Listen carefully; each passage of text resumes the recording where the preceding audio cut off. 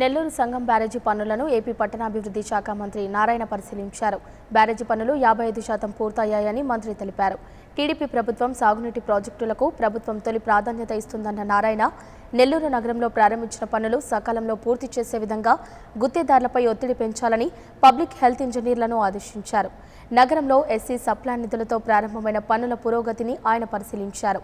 Under ground drainage పనులు వేగవంతంగా జరుగుతున్నాయని, నెల్లూరు నగరంలో జరిగే పనులను ఎప్పటికప్పుడు పరిశీలిస్తానని ఆయన హామీ ఇచ్చారు. ఈ కార్యక్రమంలో మాజీ మంత్రి ఆనం రామనారాయణ రెడ్డి, ఎమ్మెల్సీ బీదా రవిచంద్ర తదితరులు పాల్గొన్నారు.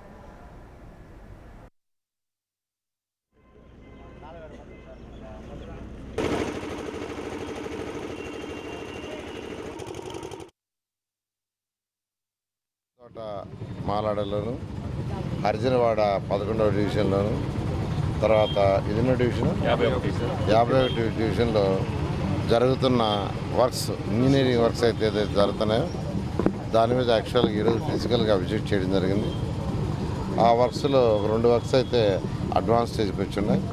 నెల్లూరులో, నెల్లూరు మున్సిపల్ కార్పొరేషన్లో డ్రైన్స్ సమస్య మేజర్గా ఉంది.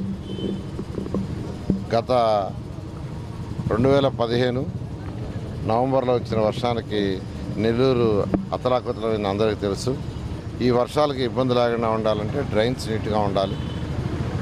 డ్రైన్స్లో 2 రకాలు. మేజర్ డ్రైన్స్ అంటే నెల్లూరు చెరువు నుంచి సర్రేపల్లి కాలువలోకి జాయిన్ అయ్యే 13 కెనాల్స్ ఉన్నాయి. నెల్లూరు వ్యక్తిగా, ఒక మంత్రిగా, మున్సిపల్ శాఖ మంత్రిగా ఖచ్చితంగా ఈ యొక్క రాబోయే 2 సంవత్సరాల్లో నెల్లూరు మున్సిపాలిటీకి చేయాల్సిన ప్రతిదీ, అటు సివరేజ్ కానీ, డ్రింకింగ్ వాటర్ కానీ, స్టామ్ వాటర్ కానీ, కెనాల్స్ ఉన్నాయి 13 కెనాల్స్, అవి వైడెన్ చేయాలా. అయితే 4000 మంది ఆ కెనాల్స్ పైన కట్టల మీద ఉన్నారు. వాళ్ళకి ఇబ్బంది లేకుండా వైడెన్ చేయాలని టెండర్లు పిలిచాం. టెండర్ కూడా 10వ తేదీ హౌసింగ్ ఓపెన్ చేస్తున్నారు.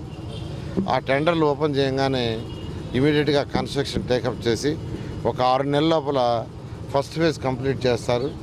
వాళ్ళందరినీ షిఫ్ట్ చేసి 13 కెనాల్స్ని వైడెన్ చేస్తాం.